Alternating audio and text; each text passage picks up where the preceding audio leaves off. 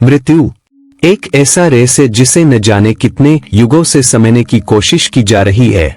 क्या मृत्यु के बाद सच में कुछ होता है या फिर यह बस एक शून्य का अनुभव है?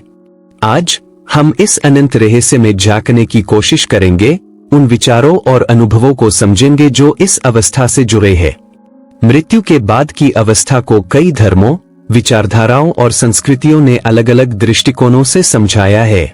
कुछ मान्यताओं के अनुसार मृत्यु के बाद आत्मा शरीर से मुक्त होकर एक नई यात्रा पर निकल पड़ती है। यह यात्रा आत्मा के लिए एक अनजान संसार में प्रवेश का प्रतीक है। कई लोग मानते हैं कि मृत्यु के बाद आत्मा को अपने जीवन के हर क्षण का अनुभव दोबारा होता है। यह मानो एक आईना है जिसमें आत्मा अपने कर्मों का प्रतिबिंब देखती है। इस अवस्था में हमारे अच्छे और बुरे कर्म हमें दिखाई देते हैं और यह भी महसूस होता है कि हमारे कर्मों का दूसरों पर क्या प्रभाव पड़ा। धर्म और आध्यात्मिक मान्यताओं के अनुसार मृत्यु के बाद की यह अवस्था आत्मा को नए अनुभवों की ओर ले जाती है।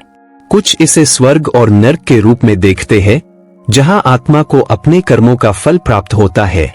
कुछ इसे पुनर्जन्म के रूप में मानते हैं, जहां आत्मा अपनी नई यात्रा शुरू करती है। विज्ञान के अनुसार भी मृत्यु के बाद की अवस्था को लेकर कई खोजें और अध्ययन हुए हैं।